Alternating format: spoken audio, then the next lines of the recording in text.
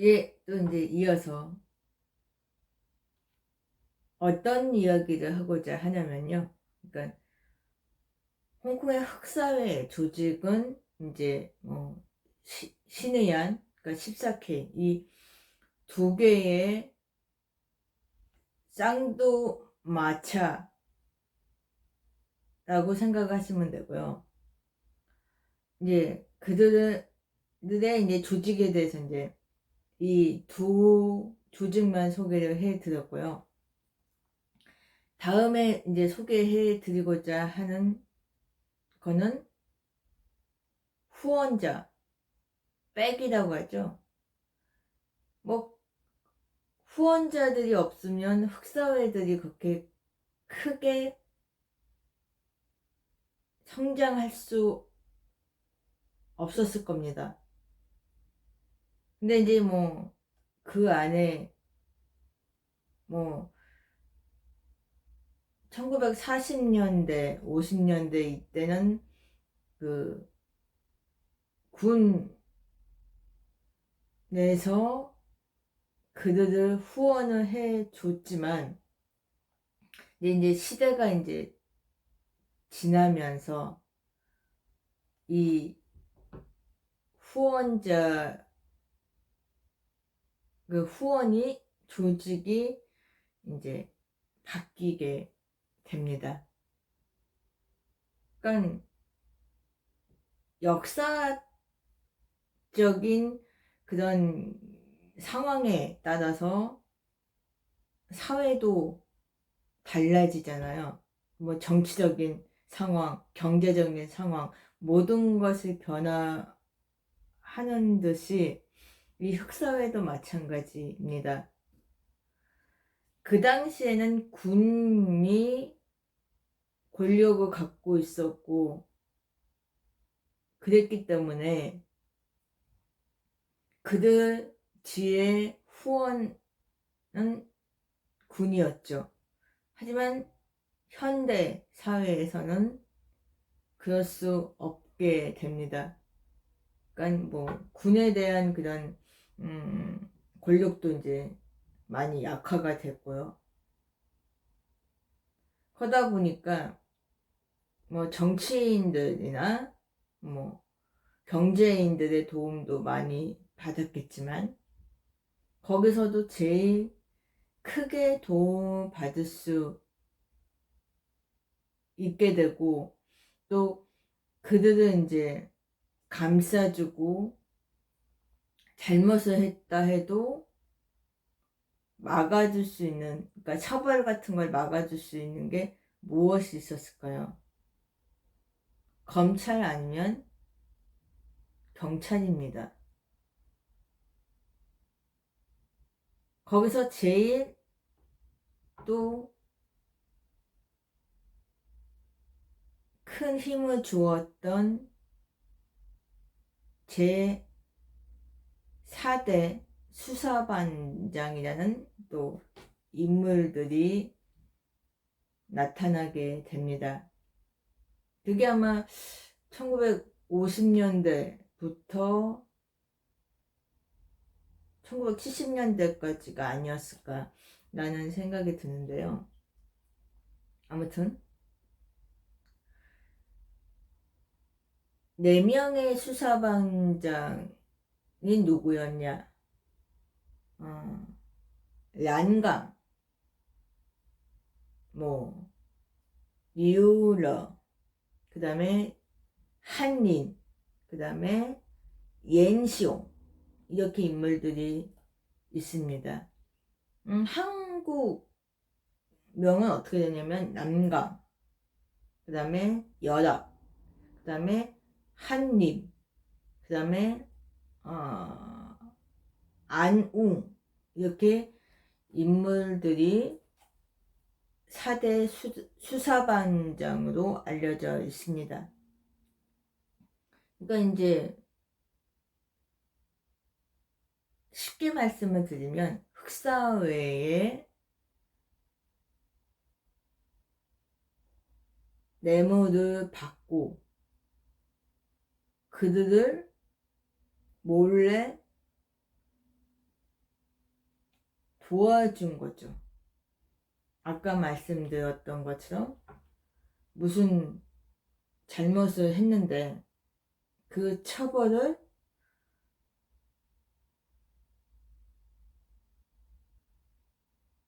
가볍게 했다든지 아니면 안 할 수 있게 처리를 해준 거죠.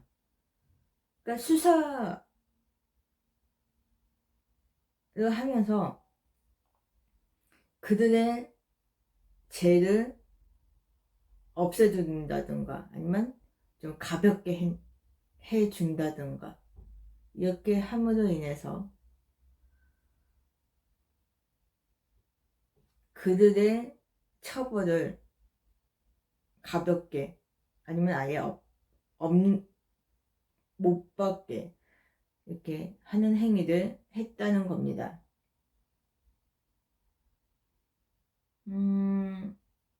뭐 1956년 10월 10일 저번에 한번 말씀을 드렸던 것 같은데 쌍심 폭동이라는 사건이 크게 일어납니다.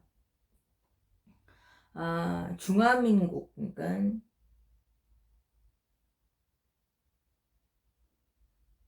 중화민국 국민당이죠. 국경일이 10월 12일입니다.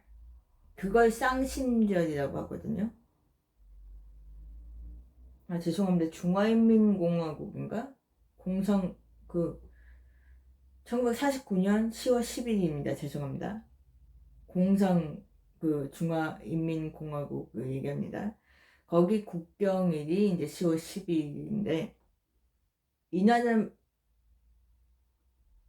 맞아서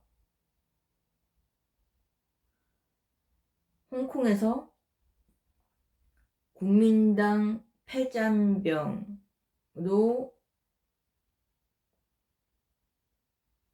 모여있던 조직과 홍콩의 흑사회 14K가 힘을 합쳐서 큰 싸움이 벌어지게 됩니다. 그게 이제 완전히 해결된 게 1월 14일 아주 장기간 벌어지면서 해결이 됩니다. 그 당시에 최소 60명이 사망하게 되고요. 뭐 300명 부상 그리고 1000명에 가까운 사람들이 체포된다든지 아니면 출국을 당하는 사태가 있었습니다. 거의 이제 외국으로 내침을 당한 인물들은 거의 타이완으로 넘어갔다고 해요. 아무튼 그 후부터 이제 중국 흑사회의 문제는 아주 골칫거리였어요. 지금까지도 아마 그럴걸요. 하지만 그 당시는 아주 크게 골칫거리였던 거죠. 자, 그런 이유로 후원자들이 있었음으로 인해서 그렇게 심각하게 사고를 치고 그랬음에도 처벌을 받은 적이 별로 없다는 겁니다. 거의 처벌을 받는다 해도 아까 말씀드렸던 것처럼 아주 가볍게 송방망이 처벌을 받았습니다. 그럴 정도로 홍콩의 그 정치인들, 경제인들, 아니면 검찰, 뭐 이런 고위 관리인들과 흑사회는 육착 관계가 밀접했습니다. 어떻게 떨어질 수가 없는 상황이 된 거죠. 그래서 이제 홍콩인들이 이런 말을 했다고 해요. 뭐냐면 경찰이 흑사회를 관여를 하고 흑사회는 치안을 또 관여했다. 자, 거기서 아까 말씀드렸던 4대 수사반장 중에서 제일 으뜸이었던 인물이 유러 열악입니다. 그냥 저는 이제 한국명으로 할게요. 너무 중국어로 하다 보니까 어려워서. 이분 같은 경우는 영화가 우리나라에 소개를 되어 있습니다. 내락정부라고 하나요? 그 제목을 제가 기억이 안 나는데 내락전인가 내락정부인가 그래요. 근데 두 편이 이제 소개를 되어 있어요. 한 편은 젊었을 때, 그러니까 경찰이 되기 전에 아니면 경찰 초창기 뭐 이런 젊었을 때 인물을 1편에서 찍었고요. 2편에서는 그가 이제 수사반장이 된 후에 이제 일어나는 그런 시기, 그러니까 노년 시기를 그린 영화가 있습니다. 주연 같은 경우 한국에서 되게 유명한 인기 스타죠. 유덕화가 그 열악의 인물을 맡았었고요. 그래서 아마 우리나라에서 소개가 될 수 있었던 것 같습니다. 뭐 구숙정, 뭐 곽부성, 뭐 이런 아주 많은 배우들이 출연을 했었고요. 이게 너무 오래전에 봤기 때문에 제가 기억이 안 나는데 아무튼 그렇습니다. 그 영화 때문에 우리나라에서도 좀 많이 열악이라는 인물이 알려져 있었지 않았나, 알려진 걸로 알고 있습니다. 근데 뭐 그 깊숙이 어떤 인물이라는 거는 이렇게 관심 있게 본 이들은 없었을 거예요. 유덕화, 뭐 곽부성, 구숙정 그 얼굴을 보려고 영화를 봤지. 이 열악이라는 인물에 대해서 아마 모를 겁니다. 근데 아무튼 그런 영화가 있었다. 자, 이 인물 같은 경우는 5억 수사반장으로 많이들 홍콩인들이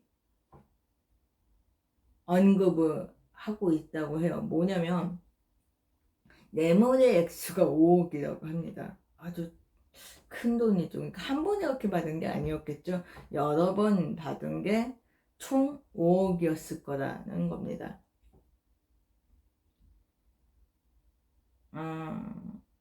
그 당시에 뭐 구롱 지역을 전체 살 수 있는 그런 금액이었다고 해요. 그러니까 아주 큰 돈이었다는 거죠.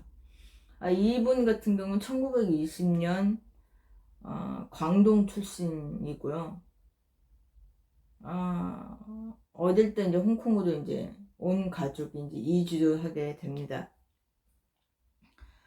그러다가 이제 1940년에 이제 경찰관으로 이제 입사를 하죠. 그리고 이제 그 당시만 해도 성실하고 또 능력도 좋고 열정적인 경찰이었던 것 같습니다. 또 의리가 좀 있었고요. 그러니까 올바른 경찰이었다고 평가를 받았습니다. 그리고 동료 경찰관들에 비해서 또 승진도 좀 빨랐던 모양이에요. 그래서 1958년 신계총보 수사반장까지 올라가게 됩니다. 그러니까 경찰에 대해서 18년 만에 수사반장이 된 거죠. 꽤 빠른 승진이라고 합니다. 근데 이 빠른 승진 배경에 그의 실력과 성실감도 있었겠지만 흑사회와 유착한 면도 있었을 거라는 추정이 있었습니다. 맞는지는 모르겠어요. 근데 그게 유덕화가 주연을 했던 이게 제목이 홍콩에서는 5억 수사 내락전이었나 봅니다. 그 영화에서 상세하게 그려졌다고 합니다. 저도 오래전에 봐서 기억이 안 나는데 그랬답니다. 그래서 이제 그 연락이 그 당시에 생존해 있었고요. 그때 타이완에 있었다고 합니다. 이 인물이 그 영화를 뭐 직접 봤었는지는 모르지만 뭐 아니면 뭐 기사도 봤는지는 모르겠지만 그 영화가 개봉하고 나서 되게 불만이 많았다고 합니다. 그래서 막 그 하소연도 하고 그랬다고 해요. 자, 이 인물 같은 경우는 또 잠깐 그 친척 관계를 소개를 해드리자면 쌍화얀, 아까 좀 전에 소개시켜드렸던 신의안의 제2대 두모고 말합니다. 그의 장인인, 그러니까 부인의 아버지죠. 그 사람이 여고라는 인물인데 이 인물은 먹어라.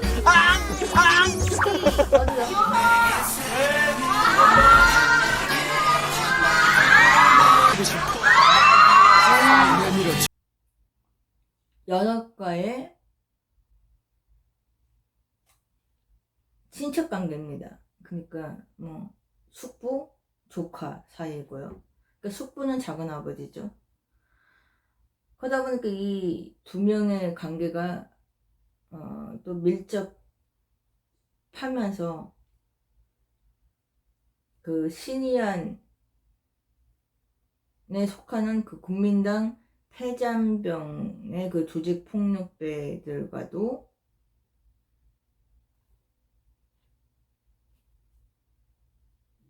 유착이 있었을 거라는 겁니다. 그래서 이 신의의원이라는 조직이 성장할 수 있었던 역할도 아마 이 인물이 했던 것이 아닌가 라고 얘기를 드려 합니다. 그 다음에 이제 이 사람의 신복 중에 한 분이 진계영이라는 분이 있어요. 이 인물은 이제 그의 비서로 이제 오랫동안 일을 했고, 그 뇌물 같은 거 지저분한 돈을 이제 이 사람이 받아서 세탁, 그러니까 돈 세탁이라고 하죠. 그런 처지까지 한 인물이었다고 합니다. 그리고 이제 홍콩 경찰계의 고위층으로 승진도 했었고요. 나중에는 뭐 이분이 축구를 되게 좋아했대요. 그래서 축구회 집행위원도 맡았었고요. 그리고 이제 이분의 아들이 홍콩의 아주 유명한 영화배우 겸 감독, 제작을 하는 분인데요. 다들 얼굴이 많이 익숙한 분일 거예요. 똥보 정특사가 아니고 죄송합니다. 증지위라는 인물이 이분의 아들이 되십니다.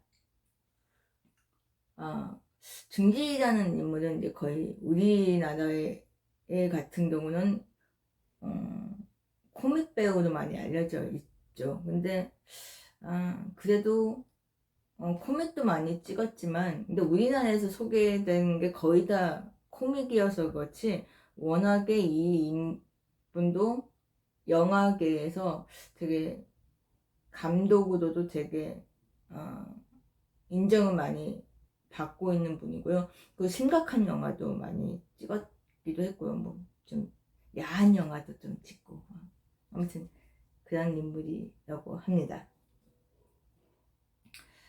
자, 그리고 뭐 이분 말고도 그분들의 자녀, 그리고 그분들의 뭐 친척 관계의 인물들도 많은 수가 홍콩 정치, 경제에도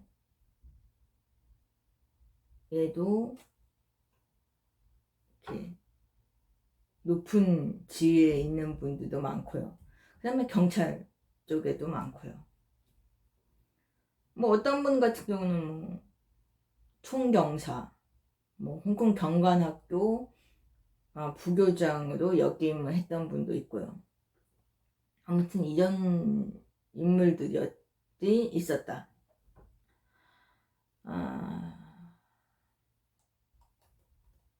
그리고 뭐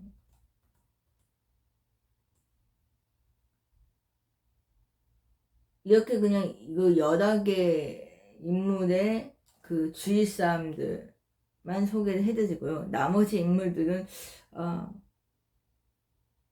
제가 준비를 못했습니다. 그래서 그분들은 그냥 제외하고요. 그런 인물들이 있었습니다. 자, 그러다가 나중에 홍콩에서 너무 이제 그 홍콩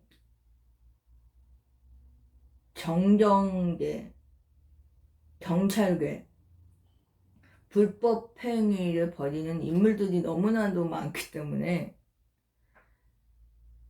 그들은 이제 수사하고 처벌하는 조직이 생깁니다. 처음에 시작한 게 1974년 홍콩 겸정공사라는 조직을 성립을 하고요. 그 후부터 이제 본격적으로 그들의 그 비위라고 해야 하나요? 불법적인 그 행위들을 수사하고 처벌을 하게 됩니다. 그런 중에 여락이라는 인물이 아주 크게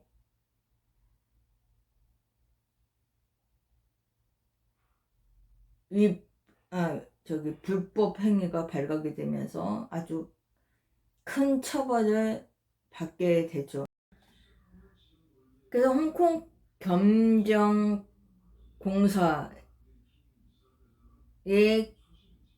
역할이 되게 컸던 모양입니다. 그래서 이제 홍콩 사회도 많이 교화가 되었고, 그 법조계, 정경계의 그 불법 행위들도 많이 없어졌고, 그 다음에 폭력 조직배들도 많이 그 축소가 되고, 뭐 이런 일들이 있었다고 합니다. 그래도 여전히 뭐 그런 악적인 존재들이 남아있긴 하겠죠. 근데 그 전보다는 헌저하게 없어졌다고 말씀을 드릴 수 있을 것 같아요. 그래서 이제 국제투명성 기구라는 그 기구에서 조사를 했는데 180개 국가를 조사를 해보니까 아시아 국가 중에서 2위였다고 합니다. 그러니까 싱가포르이 제1위였고 홍콩이 2위. 그 다음에 세계적으로 이제 그러니까 180개 국가 그 국가 중에서도 12위를 차지할 정도로 엄청 큰 성과를 이루게 되었다고 합니다. 자, 오늘 이야기는 이 정도 하고요. 다음에는 다른 또 내용으로 돌아오겠습니다. 감사합니다.